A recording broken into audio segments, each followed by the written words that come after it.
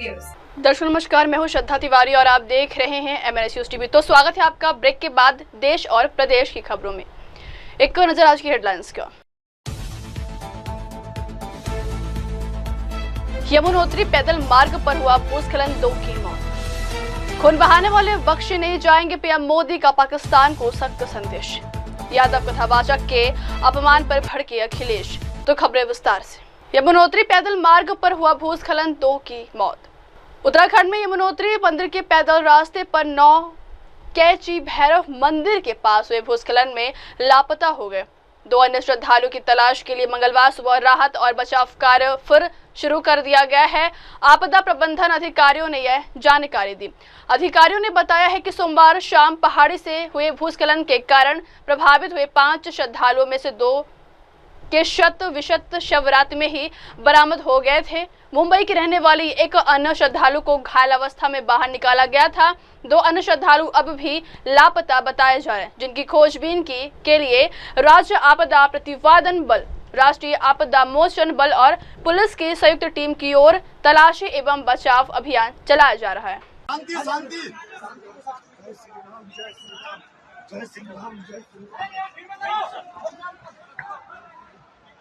अरे वहाँ पे रोको मत ना, सिंगल भेजो। Carry on please.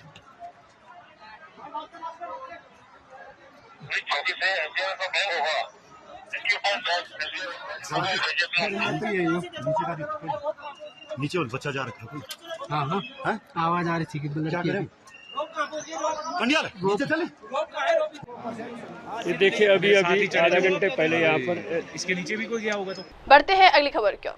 खून बहाने वाले बख्शे नहीं जाएंगे, पीएम मोदी का पाकिस्तान को सख्त संदेश। पीएम मोदी ने आतंकवाद पर एक बार फिर से भारत का रुख साफ कर दिया है। उन्होंने पाकिस्तान को सीधा और कड़ा संदेश देते हुए कहा है कि भारतीयों का खून बहाने वालों को बख्शा नहीं जाएगा।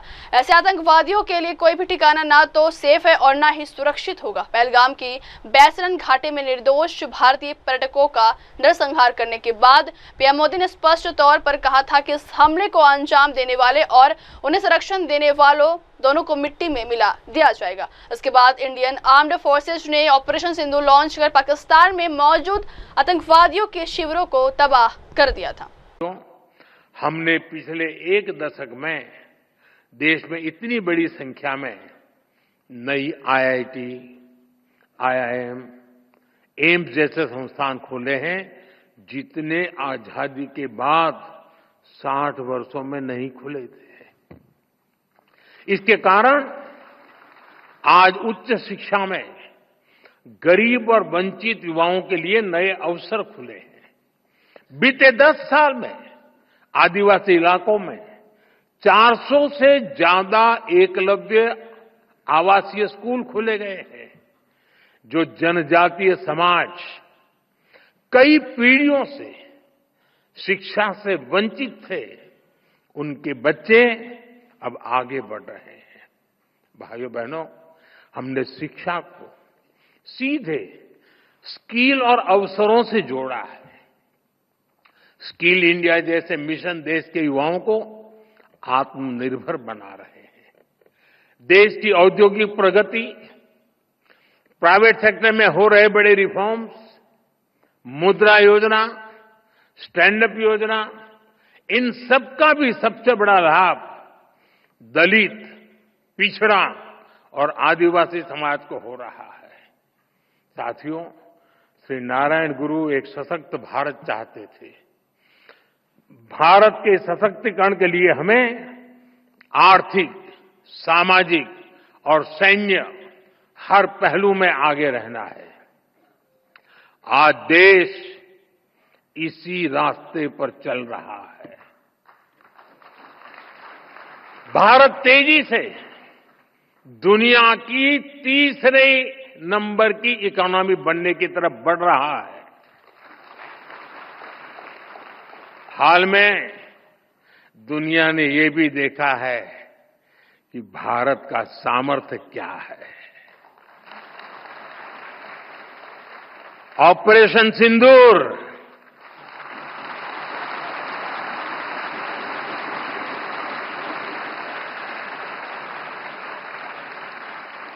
ऑपरेशन सिंदूर आतंकवाद के खिलाफ भारत की कठोर नीति को दुनिया के सामने एकदम स्पष्ट कर दिया है। हमने दिखा दिया है कि भारतीयों का खून बहाने वाले आतंकियों के लिए कोई भी ठिकाना सुरक्षित नहीं है।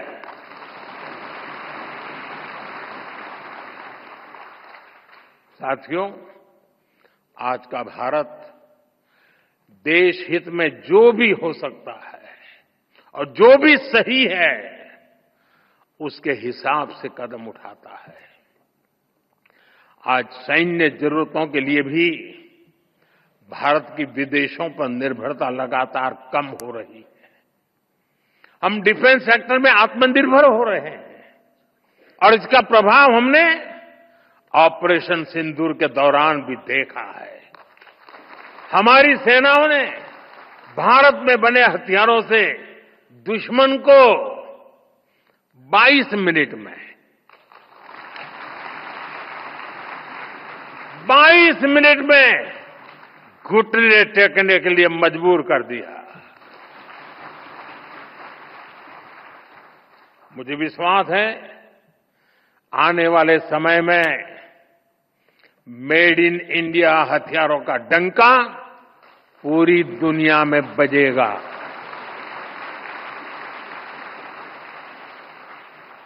साथियों, देश के संकल्पों को पूरा करने के लिए हमें श्री नारायण गुरु की शिक्षाओं को जन जन तक पहुंचाना है। हमारी सरकार भी इस दिशा में सक्रियता के साथ काम कर रही है। हम शिवगिरी सर्किट का निर्माण करके श्री नारायण गुरु के जीवन से जुड़े तीर्थ स्थानों को जोड़ रहे हैं। मुझे विश्वास है उनके आशीर्वाद, उनकी शिक्षाएं अमृतकाल की हमारी यात्रा में देश को रास्ता दिखाती रहेंगी। बढ़ते हैं अगली खबर की ओर। यादव कथावाचक के अपमान पर भड़के अखिलेश यादव। यूपी के इटावा में कथावाचक के साथ अभद्रता का वीडियो वायरल होने के बाद सपा मुखिया अखिलेश यादव ने मोर्चा लिया है। उन्होंने सोशल मीडिया मंच एक्स पर वीडियो पोस्ट करते हुए कार्रवाई की मांग की है। अखिलेश ने अल्टीमेटम भी दे दिया है कि 3 दिन में कार्रवाई नहीं हुई तो वह आंदोलन का आह्वान करेंगे। उन्होंने सोशल मीडिया प्लेटफॉर्म एक्स पर पोस्ट कर लिखा है कि इटावा के बकेवर क्षेत्र के डंडारपुर गांव में भागवत कथा के दौरान जब कथावाचक और उनके सहायकों से उनकी जाति पूछी गई तो उन्होंने बताया कि वे पीडीए की एक जाति से हैं। कुछ दबंग और वर्चस्वशाली लोगों ने उनके साथ अभद्र व्यवहार किया, उनके बाल कटवाए, उनकी नाक रगड़वाई और क्षेत्र का शुद्धिकरण करवाया। क्या नाम है आपका? मेरा नाम संत सिंह यादव है सर। संत सिंह, ये बताओ जरा मुझे। जी सर। तुम्हारे एक वीडियो वायरल हो रहा है। जी जी। बाल काटे गए। जी। ये कहाँ की घटना है और पूरी बात क्या हुई? ये सर घटना है दानरपुर की। तो वहाँ हम भागवत करने गए। वहाँ से लोग, एक पाठक बाबा और एक साथ में पप्पू महाराज वहाँ के जो मंदिर के हैं, वो लोग आए, हमसे भागवत छटाए। हमारे जो मुख्य वक्ता है मुकुटमणि शास्त्री, उनके साथ मैं सहायकी करता हूँ। मेरा नाम संत सिंह यादव है। तो जब हम वहाँ गए तो चूंकि अछल्ला के पास का गांव है, तो वहाँ लोगों ने ये पूछा कि आप, पहला श्लोक हो गया, भागवत भी शुरू हो गई। शाम को उन लोगों ने पता लगाया होगा, तो वो बोले कहाँ के रहने वाले? तो हमने कहा हम रहने वाले तो कानपुर के हैं। यहाँ छल्ला भी हमको हो गई 20 साल रहते। क्या काम करते हो? तो हमने कहा पहले हम शिक्षक थे, स्कूल चलाते थे। क्योंकि जो मोदी सरकार आई तो उस समय प्राइवेट स्कूलों को बंद करवा दिया गया। इसके बाद फिर हम भागवत में लग गए। तो बोले कि तुम्हें पता चलता है कि चमार हो? हमने कहा हम चमार नहीं साहब, हम यादव हैं। तो बोले कि आरडी दिखाओ। तो हमने कहा आरडी तो हम लाए नहीं, आधार कार्ड। बोले कि तो हमने कहा नंबर ले लो हमारा, हमारे घर से पता लगा लो। तो इन्होंने नंबर लिया, हमारे बेटे से पूछा तो बेटे का नाम जैसे आरडी में हमने क्लिक किया तो उसका नाम लिख के आ गया, राज यादव। इन्होंने कहा कि साले ये 103 देरी है यहाँ पे ब्राह्मणों के गांव में, तुम यादव होकर के, चमार होकर के यहाँ भागवत कहने आए हो। और इन्होंने बहुत हमें मारकूट करना शुरू कर दिया। रात भर इन्होंने बहुत टॉर्चर किया सर। यहाँ तक कि हमारे बाल काट दे।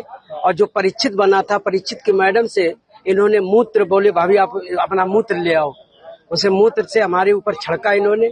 बोले ये अब पवित्र हो गए, ब्राह्मण के ये मूत्र तुम्हारे ऊपर पड़ गया, अब तुम पवित्र हो गए, अब बताओ।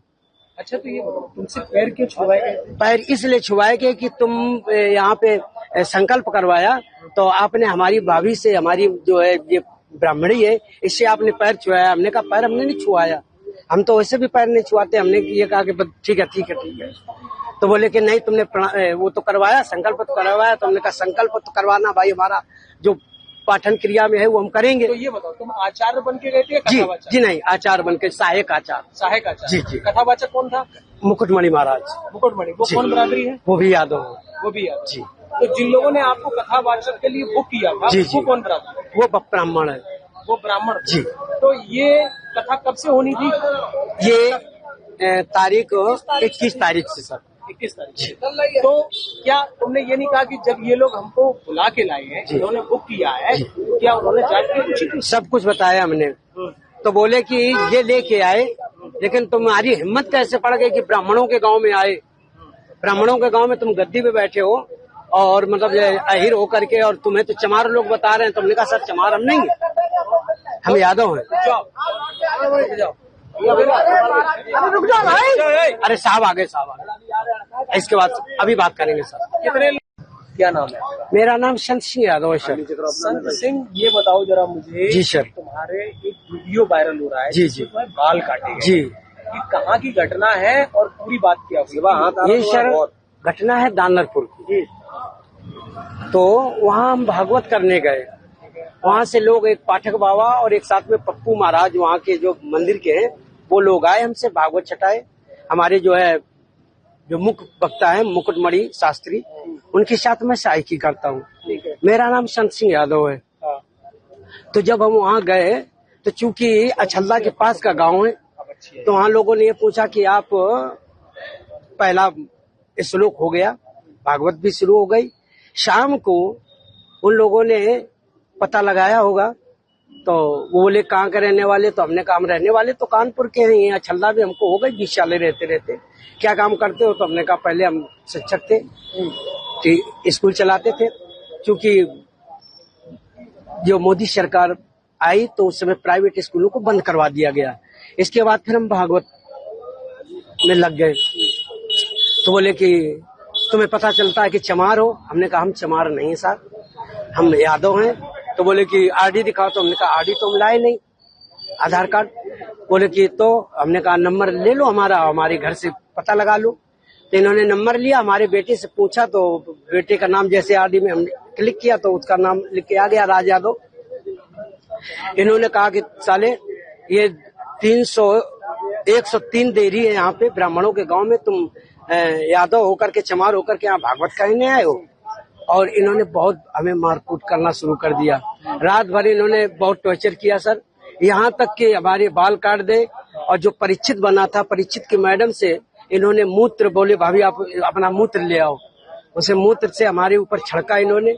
बोले ये अब पवित्र हो गए, ब्राह्मण के ये मूत्र तुम्हारे ऊपर पड़ गया, अब तुम पवित्र हो गए, अब बताओ। अच्छा, तो ये तुमसे पैर क्यों छुआए गए? पैर इसलिए छुआए गए कि तुम यहाँ पे संकल्प करवाया, तो आपने हमारी भाभी से, हमारी जो है ये ब्राह्मणी है, इससे आपने पैर छुआया। हमने कहा पैर हमने नहीं छुआया, हम तो वैसे भी पैर नहीं छुआते। हमने ये कहा कि ठीक है ठीक है ठीक है। तो बोले कि नहीं तुमने वो तो करवाया, संकल्प तो करवाया। तो हमने कहा संकल्प तो करवाना भाई, हमारा जो पाठन क्रिया में है वो हम करेंगे। तो ये बताओ, तुम आचार्य बन के गए थे? जी नहीं, आचार्य बन के, सहायक आचार्य। सहायक आचार्य। जी। कथावाचक कौन था? मुकुटमणि महाराज। मुकुटमणि, वो कौन बरादरी है? वो भी यादव है। वो भी यादव। जी। तो जिन लोगों ने आपको कथावाचक के लिए बुक किया था, वो कौन बरादरी? वो ब्राह्मण है। वो ब्राह्मण। जी। तो ये कथा कब से होनी थी? ये तारीख 21 तारीख से सर। 21 तारीख। तो क्या तुमने ये नहीं कहा कि जब ये लोग हमको बुला के लाए हैं, इन्होंने बुक किया है, क्या उन्होंने जांच की पूछी? सब कुछ बताया हमने। तो बोले कि ये लेके आए, लेकिन तुम्हारी हिम्मत कैसे पड़ गई कि ब्राह्मणों के गांव में आए, ब्राह्मणों के गांव में तुम गद्दी पे बैठे हो और मतलब अहिर होकर के, और तुम्हें तो चमार लोग बता रहे हैं। तुमने कहा सर चमार हम नहीं है, हम यादव हैं।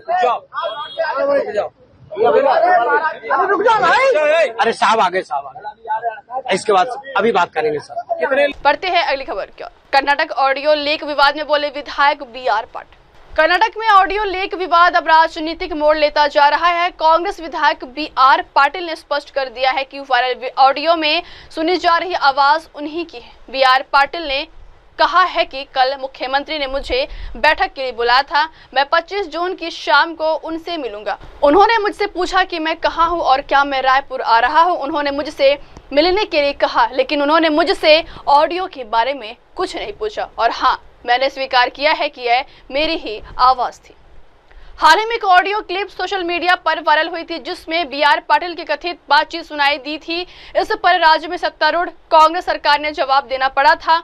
हालांकि विधायक ने ऑडियो की सत्यता को लेकर पारदर्शिता दिखाते हुए आवाज को अपना स्वीकार किया है।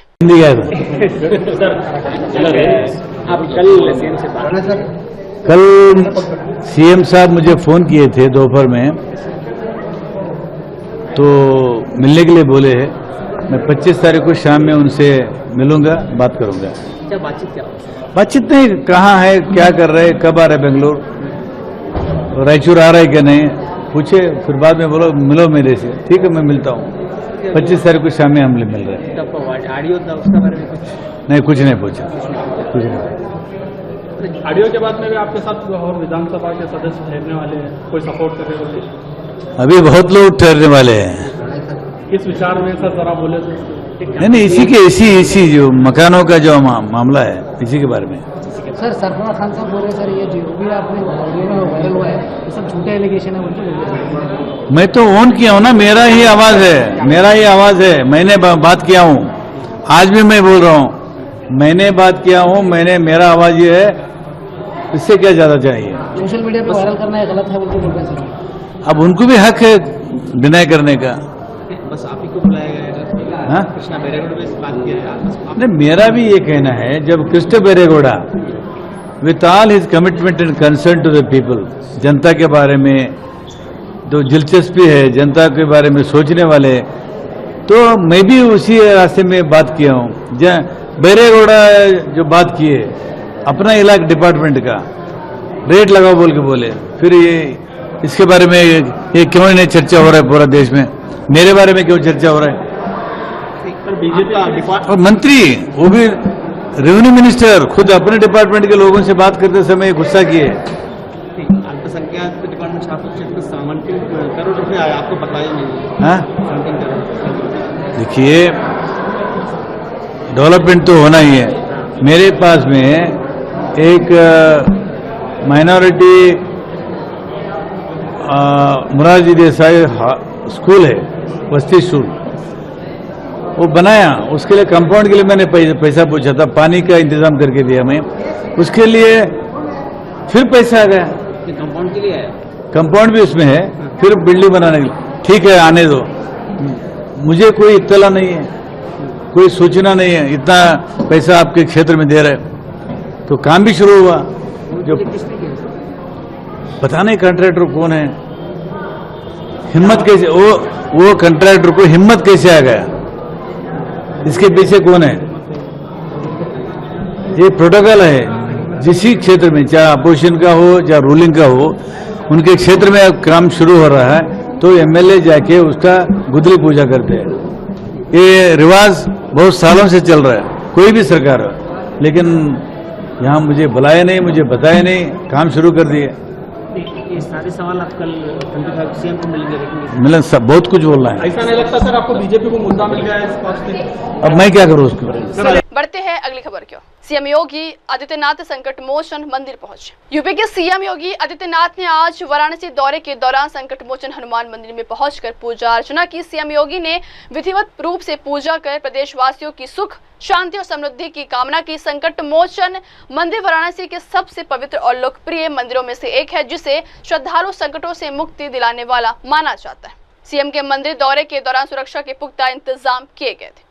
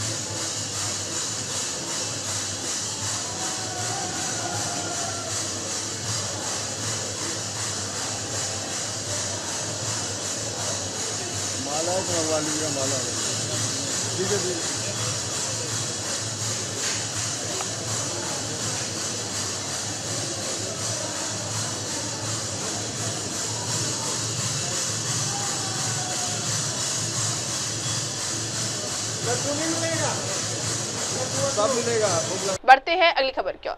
मातृभाषा में शिक्षा महत्वपूर्ण है, बोले संजय जायसवाल। मुंबई में भाजपा सांसद संजय जायसवाल ने हिंदी और मातृभाषा को लेकर चल रहे विवाद पर महत्वपूर्ण टिप्पणी की है। उन्होंने कहा है कि राष्ट्रीय शिक्षा नीति के अनुसार प्रत्येक छात्र को अपनी मातृभाषा में शिक्षा प्राप्त करनी चाहिए। जायसवाल ने बताया कि वर्तमान में शिक्षा प्रणाली में हिंदी को पर्याप्त स्थान नहीं दिया जा रहा है, जिससे कई समस्याएं उत्पन्न हो रही हैं। उन्होंने केंद्र सरकार की इस नीति को सही ठहराते हुए कहा है कि यह सभी राज्य सरकारों का दायित्व है कि वे अपनी अपनी मातृभाषा में शिक्षा व्यवस्था को मजबूत करें। उन्होंने आगे कहा है कि यह निर्णय न केवल शिक्षा की गुणवत्ता को बढ़ाएगा, बल्कि बच्चों को उनकी भाषा और संस्कृति के साथ जोड़ने में भी मदद करेगा। जो NEP पॉलिसी है उसमें सबसे पहला है कि हम अपनी मातृभाषा में सब करें।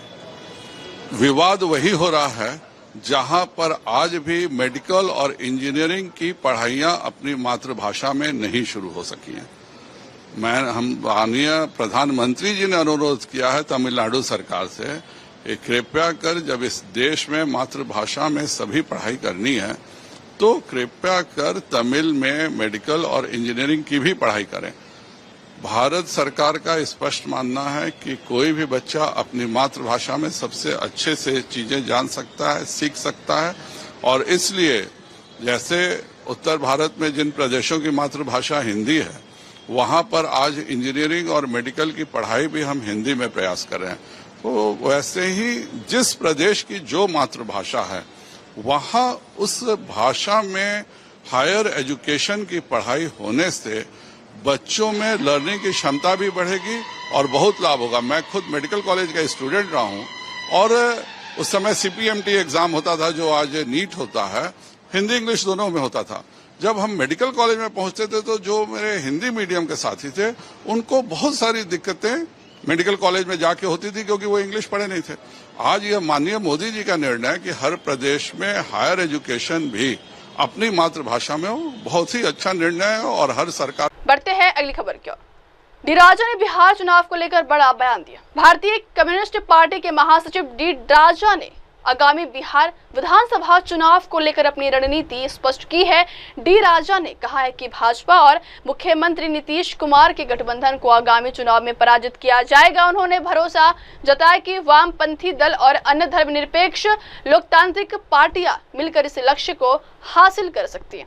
भाजपा महासचिव ने खासकर सीट बंटवारे के मामले में वाम और धर्मनिरपेक्ष दलों के बीच आपसी विश्वास और सहयोग की आवश्यकता पर जोर दिया। उनका कहना है कि एकजुटता से ही गठबंधन को मजबूत किया जा सकता है और भाजपा की चुनौती को हराया जा सकता है। As far as forthcoming elections in Bihar are concerned, we are very confident that the BJP and its allies, including Mr. Nitish Kumar, will be defeated. And people have come to such a conclusion after seeing disastrous rule by Mr. Nitish Kumar, supported by BJP. And here our wish is the secular democratic parties, including the left parties, must have mutual trust in each other, must have mutual accommodation, particularly on the question of seat sharing. And we should draw proper lessons. What happened in Haryana? It is because of disunity, because of not agreeing to the seat sharing arrangement. Same thing in Delhi, because of disunity, because there could not be united opposition, because of seat sharing was not accepted properly. So our party's position is there should be mutual accommodation among all secular democratic parties, including Congress, and seat sharing must be done properly, accommodating every party. That is what we are appealing to all secular democratic parties, including RJD Congress. Sir, who will be the CM face of opposition? That the Gathbandhan will decide. And already they had a meeting, and it is clear now. The primary issue today is how to put up united fight and to defeat BJP and its allies.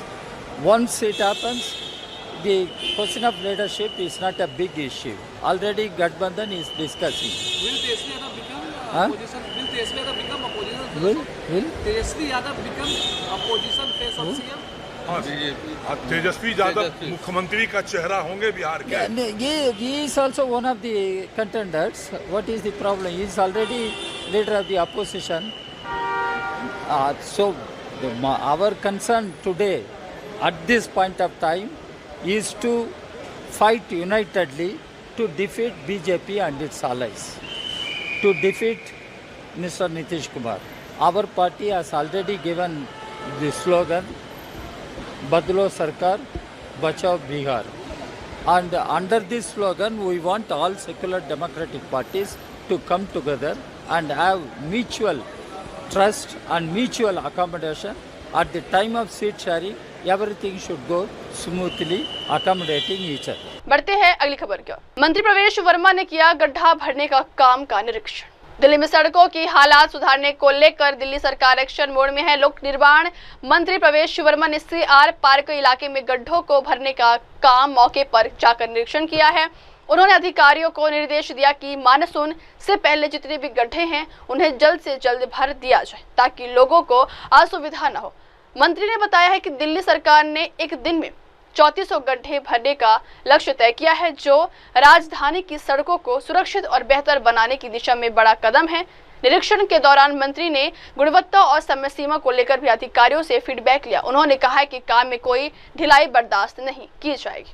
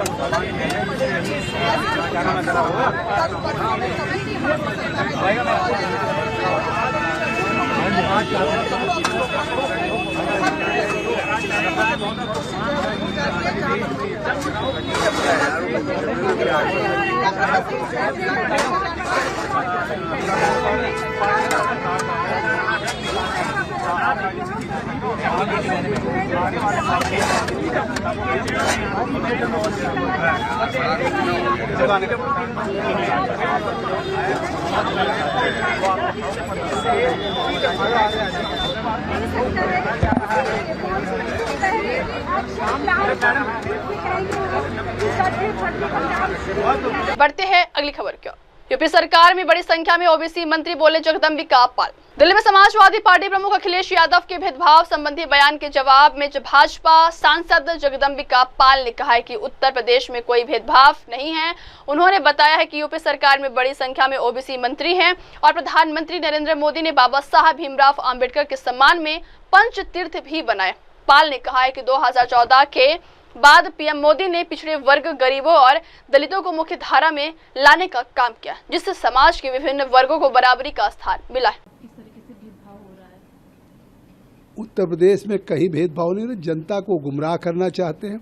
आज उत्तर प्रदेश की योगी की सरकार में हमारी बड़ी संख्या में मंत्री हैं, ओबीसी हैं, यादव मंत्री हैं और मुझे लगता है कि स्वयं हमारे चाहे भारत के प्रधानमंत्री हों, जिस तरीके से उन्होंने सम्मान किया बाबा साहब अम्बेडकर के, पंचतीर्थ बनाया उनके जन्म स्थान से लेकर दीक्षा के स्थान से लेकर पढ़ाई और वकालत के, जिस तरह से उन्होंने बैकवर्ड कमीशन बनाया और आज जिस तरह से भारत के महामहिम राष्ट्रपति के पद पे भी एक दर्जा आदिवासी को दिया, महिला को दिया। उसके पहले आपको याद है कि रामनाथ कोविंद जी को एक दलित के रूप में दिया। तो मुझे लगता है कि भारतीय जनता पार्टी और एनडीए की सरकार ये अखिलेश यादव की बौखलाहट है। अन्यथा जिस तरह से पिछड़ों का, गरीबों का, दलितों को देश की मुख्यधारा में 2014 के बाद नरेंद्र मोदी जी लाए हैं और आज उसी का परिणाम है कि पूरे देश में सबका साथ सबका विकास हो रहा है। तो अगर इतनी अचीवमेंट है सरकार की, तो कैसे फिर राज्य में कथावाचक और जात के नाम पर किसी का सर को मुंडवा दिया जाता है? हमारे राज्य में 0 टॉलरेंस है। अगर कहीं कोई अपराध करेगा या कहीं कोई किसी को अपमानित करेगा तो निश्चित तौर से उस पर प्रशासन सख्त कार्रवाई करेगी। अगर प्रशासन की तरफ से कार्रवाई है तो उन्होंने एक बड़े विरोध प्रदर्शन की भी बात की है। ऐसा उनको कोई मौका मिलेगा ही नहीं। प्रशासन अपना काम करती है। सिचुएशन है, आप चूंकि वॉर का समय है, इस समय ईरान इजराइल के बीच में भी वॉर है, ऐसे में यूएस की तरफ से एक क्लैरिफिकेशन है, एक अपग्रेड है कि सीज फायर जो है वो हो रहा है, क्योंकि भारत को लेकर भी उनकी तरफ से एक सीज फायर का अनाउंसमेंट हुआ था, अब इजराइल ईरान को लेकर भी है। अब देखिए, यूएस कब कह रहा है सीज फायर हो रहा है, यूएस कब B2 का इस्तेमाल कर रहा है, तो अब मैं उस पर कोई बात नहीं कहना चाहूँगा। लेकिन भारत के प्रधानमंत्री मोदी जी ने देखा आपने कि उन्होंने ईरान के राष्ट्रपति से बातचीत किया, उसके पहले उन्होंने इजराइल के प्रधानमंत्री से बात किया, तो और स्पष्ट तौर से उन्होंने कहा भी कि किसी भी समस्या का समाधान युद्ध नहीं है, शांति है। बढ़ते हैं अगली खबर की ओर। संविधान हत्या दिवस पर डिप्टी सीएम राजेश पाठक का कांग्रेस पर तीखा हमला। लखनऊ 25 जून को देश भर में भारतीय जनता पार्टी द्वारा संविधान हत्या दिवस के रूप में मनाए जाने की तैयारी की जा रही है। इसी क्रम में उत्तर प्रदेश के उप मुख्यमंत्री ब्रजेश पाठक ने कांग्रेस पर तीखा प्रहार करते हुए कहा है कि 1975 में लगाया गया आपातकाल भारतीय लोकतंत्र पर काला धब्बा था। ब्रजेश पाठक का यह बयान ऐसे समय पर आया है जब आगामी चुनावों को लेकर राजनीतिक बयानबाजी तेज हो चुकी है। भाजपा आपातकाल को लेकर कांग्रेस को लगातार घेरती आई है, वहीं कांग्रेस इसे राजनीतिक प्रोपेगेंडा करार देती रही है। 1975 में देश में इमरजेंसी लागू की थी, आपातकाल लागू किया गया था। पूरी दुनिया कांग्रेस पार्टी के कुकृत्यों को देखती है और भारतीय जनता पार्टी लगातार देश की संविधान हत्या करने वालों के खिलाफ आंदोलन करती रही है। और कल 25 जून है, पूरे देश में, पूरे उत्तर प्रदेश में हमारे कार्यकर्ता, उत्तर प्रदेश के लोग कांग्रेस की ये जो संविधान हत्या दिवस के रूप में मनाएंगे और कांग्रेस हमेशा संविधान के खिलाफ काम करती रही है। बढ़ते हैं अगली खबर की ओर। कांग्रेस विधायक राजू कागे की अपनी ही सरकार पर नाराजगी। कर्नाटक में कांग्रेस सरकार के भीतर ही असंतोष के सुर सुनाई दे रहे हैं। कांग्रेस विधायक राजू कागे ने अपनी ही सरकार पर नाराजगी जताते हुए कहा है कि यह 1 साल पहले शिलान्यास के बावजूद सड़क निर्माण का कार्य अब तक शुरू नहीं हुआ है।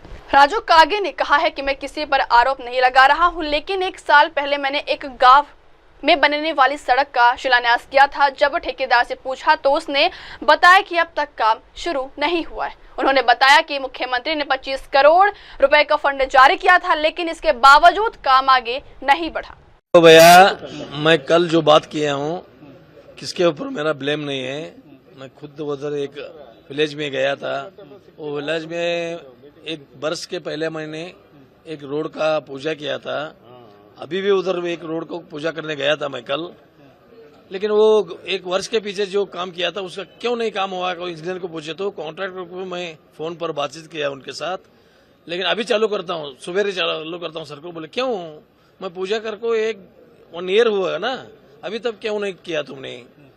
और उसके साथ साथ जो विशेष फंड दिया हमको सीएम ने 1-1.5 वर्ष पीछे, तो तब 25 करोड़ हमको दिया। तब उसमें हमने 13 करोड़ रुपीज समुदाय भवन को लिया और 12 करोड़ रोड को लिया। 12 करोड़ रोड में भी सब प्रॉब्लम निकाला वो लोग, उस लोगों ने। समुदाय भवन में बोला वो समुदाय भवन लेने के आता नहीं। सीएम ने बोला कि ये विशेष फंड है, उसको टर्म्स एंड कंडीशन निकालो, उसको फ्री करके दे दो, कोई दिक्कत नहीं, उनको अप्रूवल दे दो। मैं 72 समुदाय भवन को 13 करोड़ दिया है। वो दे के अप्रूवल प्रपोजल दे के 1.5 वर्ष हुआ, अभी तक वर्क ऑर्डर नहीं। ये हमको बेजार हो गया है, इसलिए मैंने कल बहुत किया। ऐसा बहुत काम आया है एवरी डिपार्टमेंट, हर डिपार्टमेंट में जाने का, पूछने का। अभी फाइल हमारे पास है, अभी प्रोड्यूशन है, सीएम के पास जाना, सेक्रेटरी पार्ट है, उधर है। फाइल हिलता ही नहीं। एक फाइल, एक सरकार एक नियमावली करना, एक अधिसूचना होना, एक अधिकारी के पास एक फाइल इतना दिन रहना, और ये मंत्री मिलते नहीं, फोन पर मिलते नहीं। मंत्री को इधर एक नियमावली करना। मंत्री आपको बेटी का चांसेस नहीं हो गया? भेटता है, लेकिन इधर सार्वजनिकों को क्या प्रॉब्लम, एमएलए को मिला तो सार्वजनिकों को भी मिलना। एक एक दिन वीकली वंस डे विधानसभा में रहना, ऐसा मेरा कहना है। और फाइल ये हमारा जो इस नौकरस्थ है अपना, उसके ऊपर कंट्रोल नहीं है सरकार का, काम ही नहीं करते, फील्ड में नहीं जाते। अभी मैं इधर मीटिंग में, पब्लिक अकाउंट्स मीटिंग में, उसका भी अभी मैं महारा को विलेज के साथ बात कर रहा हूँ, इसके लिए बात कर रहा हूँ। वो बोला सब विलेज में पानी आ रहा है। अभी तुम्हारे सामने से मैंने फोन लगाया था, नहीं पानी नहीं आ रहा है। बोला कि नहीं, उसमें आदमी वो पंचायती मेंबर वो, ऐसा गलती हो रहे, ये गलती सुधारना होना चाहिए, ये रिपीट नहीं होना चाहिए। जो हमारा नौकर है, सरकारी नौकर, वो सब अच्छा तरह काम करे तो हमारा काम अच्छा होता है। वो फील्ड पर जाता नहीं, उनको क्या पगार मिलता है, मंथली पेमेंट आता है, उनको क्या गर्ज नहीं, काम होंदे न होंदे, आराम से लाइफ गुजार रहे उन लोग। सीएम साहब के तुम बात करने हो गया, चर्चा के साथ नहीं, एक बार किया और कहने के बाद सीएम चुप बैठा, क्या बोला नहीं, माना हमको सीएम हमको क्या बुलाया नहीं, हमसे बातचीत नहीं किया, इसलिए हम नाराज हो गए हैं। राजीनामे देता हूँ करके मैं कल बोला था, लेकिन मेरा कॉन्स्टिट्यूंसी का लोग, तुम क्यों राजीनामे देते हैं, हम चुन के दिया है तुमको, राजीनामे देने को नहीं, तुम लड़ो, हम तुम्हारे साथ है करके बोल रहे। आगे का सोचता हूँ फिर। Thank you. ये कितना साल से चल रहा है सर? ये इलेक्शन हो को 2 वर्ष हुआ भैया, 2 वर्ष से यही चल रहा है। आपके सीनियर नेता रहे कांग्रेस में, इसका सिचुएशन है, शोचनीय परिस्थिति क्यों, नया एमएलए का परिस्थिति क्या हो गया? वो अल्लाह ही देखे, अल्लाह ही जाने। बढ़ते हैं अगली खबर की ओर। अधिकारी के परिवार को हर संभव मदद का आश्वासन, सचिन पायलट बोले। छत्तीसगढ़ में हाल ही में एक अधिकारी की हुई दुखद मृत्यु पर प्रदेश कांग्रेस प्रभारी सचिन पायलट ने गहरा शोक व्यक्त किया है। उन्होंने पीड़ित परिवार से मुलाकात कर उन्हें संवेदना जताई और हर संभव सहायता का आश्वासन दिया। सचिन पायलट ने कहा है कि मैंने अधिकारी के परिवार के प्रति संवेदना व्यक्त की है, हम उन्हें हर संभव मदद करेंगे और सरकार भी उनकी मदद कर रही है, हम उनके बलिदान को हमेशा याद रखेंगे। मैं स्वर्गीय आकाश जी के घर गया था और उन्होंने जो शहादत दी है नक्सली इलाके में, उन पर जो आक्रमण हुआ बड़ा दुखदायी था। उनके परिजनों को मिलकर मैंने संवेदना प्रकट करी है और हर संभव सहायता हम लोग करेंगे, सरकार भी उनकी मदद कर रही है। लेकिन उन्होंने बहुत वीरता का परिचय दिया है और उनकी जो कुर्बानी है वो हम हमेशा याद रखेंगे। और मैं साधुवाद देना चाहता हूं उनके परिवार को, 2 छोटे बच्चे हैं उनके, और बहुत कम उम्र में उन्होंने इस देश में अपना नाम हमेशा के लिए आज लिखित करा दिया है। सर, आपने कहा कि हैंडफुल लोगों को रिसोर्सेज दे दी जा रही है, जंगल जमीन, कॉर्पोरेट के अगेंस्ट नहीं है। पूरे देश में आप जानते हैं कांग्रेस ही वो पार्टी है जिसने अर्थव्यवस्था को ओपन किया 91 में। तो निवेश हो, उद्योग लगे, लोगों को रोजगार मिले, प्राइवेट सेक्टर को बढ़ावा हम लोग देना चाहते हैं। लेकिन प्रतिस्पर्धा हो, कंपटीशन हो, पारदर्शिता हो, लोगों को लगना चाहिए कि हम सबको बराबर का मौका मिल रहा है। लेकिन लोगों को फेवर करना और चंद लोगों के हाथ में तमाम देश की संपत्ति को दे देना, मैं समझता हूं वो गलत है। और प्रक्रियाओं को साइड रखकर टारगेट हासिल करना, ये कई राज्य सरकारें कर रही हैं, केंद्र सरकार भी कर रही है, उसके विरोध में हम लोग हैं। सर, चाहे स्टेट हो या across the country situation deteriorate हो रही है, आप ऐसा कह रहे हैं, और कांग्रेस एक बड़ा ऑप्शन बन के, कांग्रेस विकल्प है देश में भी प्रदेश में भी। छत्तीसगढ़ में 1.5 साल में सरकार ने दिखा दिया कि सिर्फ घोषणा, अखबार, इश्तिहार, भाषण, धरातल पर लूटपाट, अगजनी, दलित, गरीब, आदिवासी नौजवान परेशान है। आज किसान दर-दर भटक रहा है। छत्तीसगढ़ में डीएपी उपलब्ध नहीं है तो बुआई में लोगों को दिक्कत आ रही है, जो फसल खरीद होती है वो कर नहीं पा रहे हैं। तो सरकार ना तो किसान का ध्यान रख पा रही है, अपने बातों से मुकर रही है और जनता जवाब मांग रही है। कांग्रेस पब्लिक की डिमांड्स के साथ है और 7 तारीख को मल्लिकार्जुन खड़गे जी, वेणुगोपाल जी यहाँ पे रायपुर आ रहे हैं। यहाँ पर हम लोग किसान जवान संविधान नाम की एक आम सभा कर रहे हैं। सब लोगों का उसमें पार्टिसिपेशन रहेगा और सरकार को पता पड़ेगा कि जनता किसके साथ खड़ी है। अब वक्त हो चलो दस ब्रेक के बाद की खबरें मेरे सहयोगी मिनल के साथ। अब तक के लिए देखते रहिएगा देश और दुनिया की तमाम बड़ी खबरें। धन्यवाद। नमस्कार, मैं Abhishek Bachchan. Keep watching MNS news. आप देख रहे हैं MNS न्यूज, सच जरूर।